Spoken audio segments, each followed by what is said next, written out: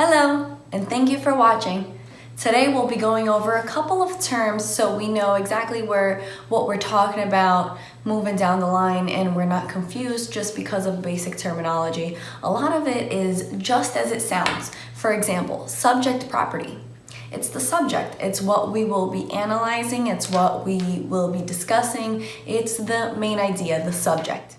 The gross potential rent of the subject property is a made-up number. It's a number that is composed if all the units are occupied at market rate rents.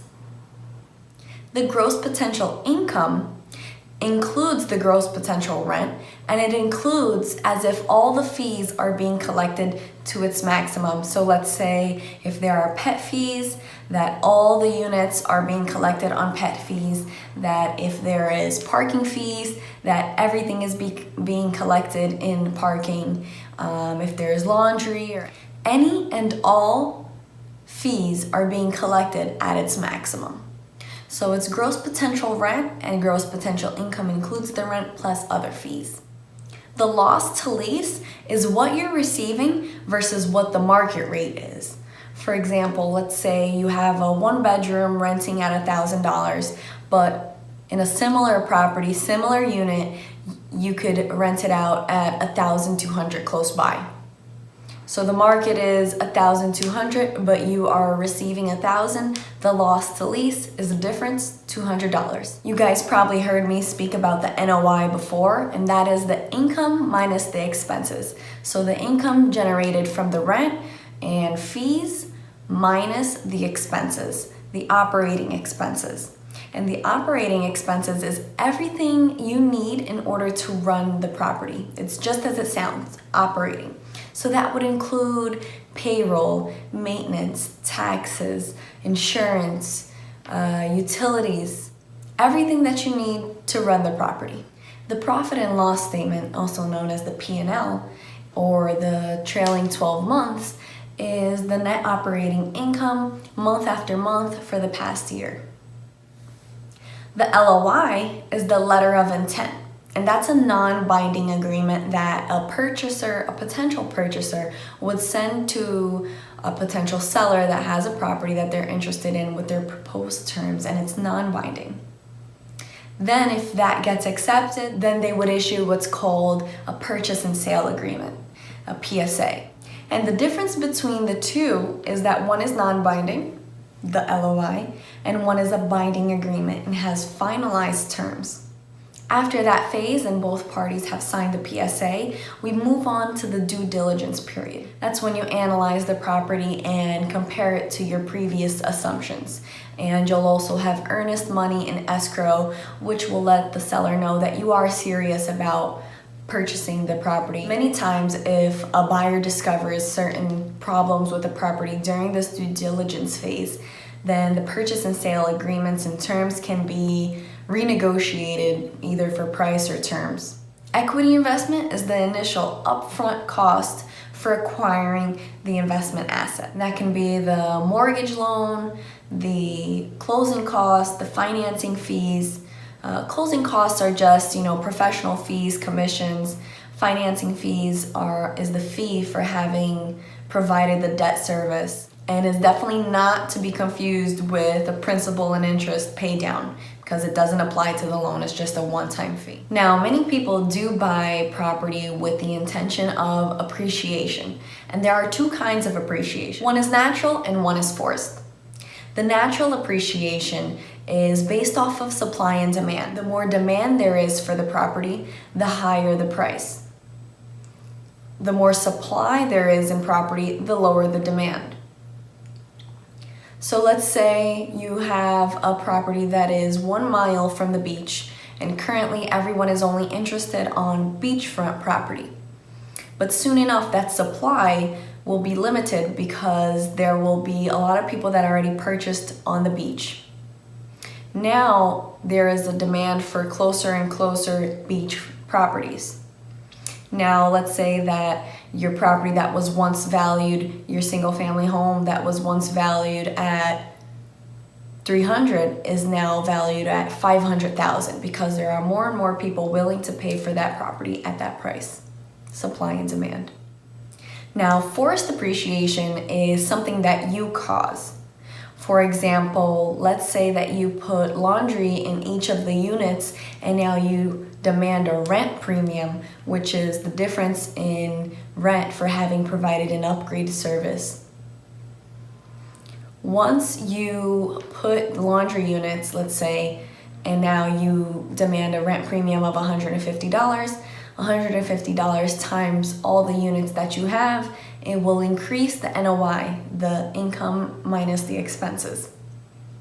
And when the NOI increases, the value of the property increases because commercial property goes off of what it can really generate. Now, on the opposite hand of that is depreciation, which is the devaluation due to wear and tear and age. And a big benefit for real estate is that that is tax deductible. The market rent is the amount of money that landlords and tenants are agreeing to exchange value. Rent comparable analysis is seeing what's going on in the area with rents. Where are tenants and landlords mutually agreeing to exchange value? The sales comparable analysis, or better known as sales comps, is the same as rent comps but for sales. So you analyze similar properties that have sold in a certain time period to better get a feel for what the market is saying your property is worth. A distressed property is a property that's unstable, it's underperforming, and has high vacancy rates. And it has high vacancy rates because of many issues. It could be maintenance that has been put off and deferred and never been fixed. It could be interior, exterior, could be tenant problems. There are many things, and it could be a combination of those things. While there are many people that look specifically for distressed properties, it is higher risk, and that's why they have higher returns, because it's not guaranteed that you will be able to stabilize the property, and you have to pay for the holding costs while you stabilize the property.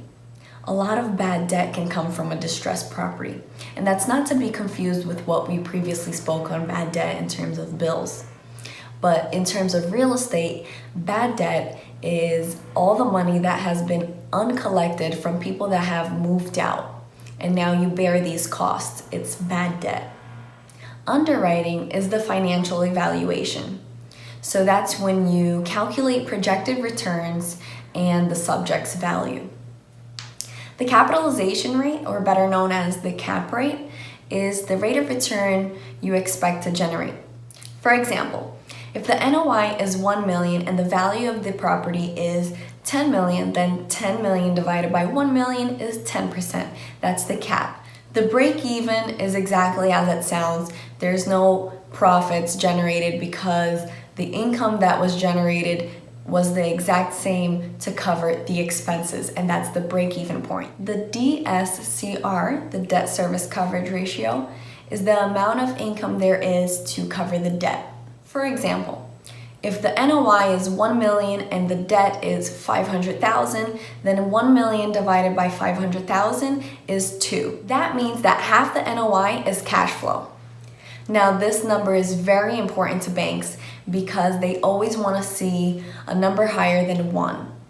If you have 500,000 in NOI and 500,000 in debt to pay, and you divide those two, you get 1.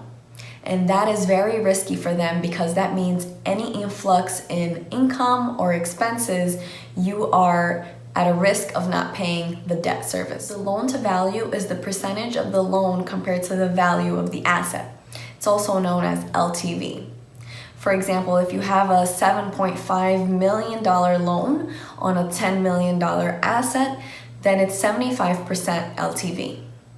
Now, the LTC is the loan to cost, and that is the loan amount plus the capital expenditures divided by the value of the asset. So let's say the loan is 500,000 plus the units, the laundry units we were talking about. Let's say we spent 250,000 on that, and that's $750,000. Divide that by the new appraised value of the property. Let's say it's 11 million. And it's 11 million because now that you have laundry in there, the NOI has increased and the value of the property has increased because it generates more income. The capital expenditures on this particular example was the laundry, but it could be anything that doesn't apply to the operating expenses. So an upgrade in kitchen cabinets, resurfacing the parking lot, anything to better the property that doesn't affect it directly to operating expenses is capital expenditures. Once you have spent some money on the property, you can now demand a rent premium. And that is the increase for having the upgrade provided to the tenants. So the increase in our previous example was $150 more a month for having laundry inside the units. That's the rent premium.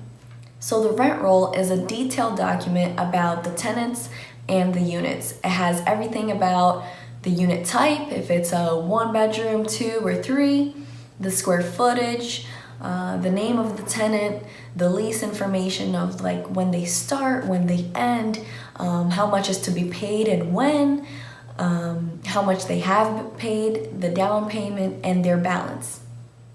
Vacancy loss is the amount of revenue that is not being earned because the unit is vacant. And the vacancy rate can be found by dividing the unoccupied units by the total amount of units. So 10 unoccupied units divided by 100 units is 10%. The pro forma is nothing but a projection. You extend a couple years out, 5 to 10 years of projected incomes based on the leases that you have in place or based on where you think the market rates are going to go, the expenses, if they're going to increase or decrease, and you get to analyze the NOI and the cash flow based on those projections. The cash flow is the NOI minus the debt, and that's basically profits. Once you have the NOI, the net operating income, you can pay the debt, and after you pay the debt, the money is cleared. When you refinance, that's when you replace one debt obligation with another debt obligation. So let's say you replace the loan you originally take out with a loan that is based on the new appraised value of the property. A lot of people use this as an exit strategy in their business plan. So an exit strategy is the conclusion of the business plan. For example, people that fix and flip, it would be the conclusion of finishing the rehab and putting the market for sale and selling it at after repair value. For a buy and hold investor, that could be holding the property until it is valued at a certain amount that they projected in their business plan and then selling. And that would be exiting out of the strategy. Thank you for listening today. I know these are a lot of terms. They're definitely one to stop the video anytime, write these down, study them because it's something just habit of using them and knowing what they're for. But they are very simple and they are generally exactly as they sound. I'll see you guys next time.